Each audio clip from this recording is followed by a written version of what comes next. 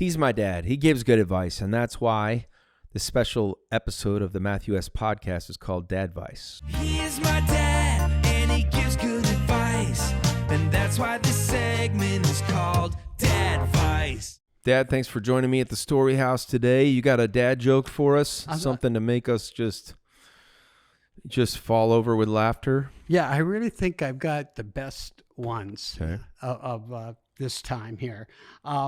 What do you call pigs playing tug of war? Pulled pork. Pulled pork. That's actually good. Matthew, I wanted you to know that Mom is making a Himalayan rabbit stew. Yes, I found Himalayan on the road. Wow. Jeez. Come on. Did you write those yourself? Those are the best. That was pretty good. Yeah, there you go. I want to say they're original. The Himalayan one is. Yeah. So I added a touch to it. Going to use the title Turn and Run. And again, flowing with your theme, Unashamed, this summer. Yeah. I want to focus on the words turn and run. Here's some of the lyrics. What's going to be said of me when it's all said and done? Will I stand for my beliefs, or will I turn around and run? Our key verse, Romans 1:16, for I'm not ashamed of the gospel, because it's the power of God that brings salvation to everyone who believes.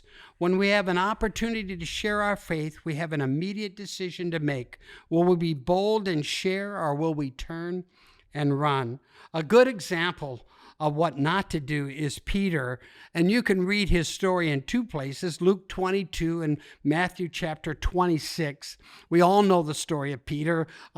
He was given an opportunity to stand unashamed, but he chose to turn and run. He denied Christ 3 times. The question is, what can we do to keep us from following Peter's example?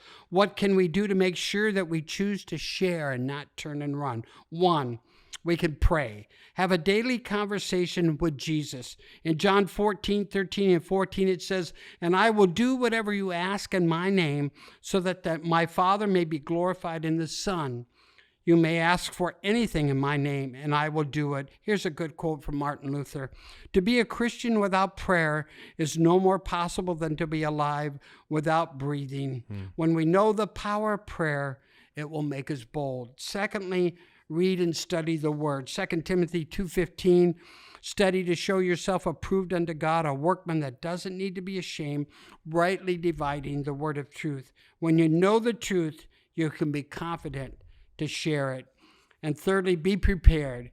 Be ready no matter the timing. Make your decision to live unashamed. Live your faith out loud every day. Be determined that no matter the circumstances, you will live out your faith. 2 Timothy 4:2, preach or share the word. Be ready in season and out of season. My advice for today is to ask God to strengthen you through his word and prayer, so that when you have an opportunity to share your faith unashamedly, you'll recognize it and boldly speak instead of turn and run.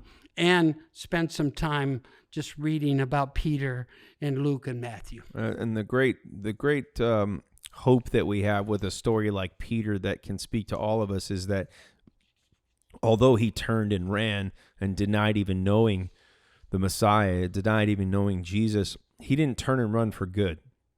Right. You know, you think of the tale of 2 disciples. Judas turned and ran, turned his back on Jesus, never to return. And Peter, you know, he turned and ran, and then Jesus went to find him and restored him. And Peter went on to be the rock that Jesus built his church on. So sometimes you might beat yourself up when you go, man, look at that time that I was too scared to share my faith. And what's behind you is exactly where it should stay, behind you, because God has hope ahead of you and opportunities laid out in front of you for you to write a different story the next time. So a great reminder for us not to turn and run. And even if you have turned and run, start running in a new direction and choose to stand up for Jesus and be bold when he gives you the opportunity to do so. Thanks, Dad, and thank you guys for listening.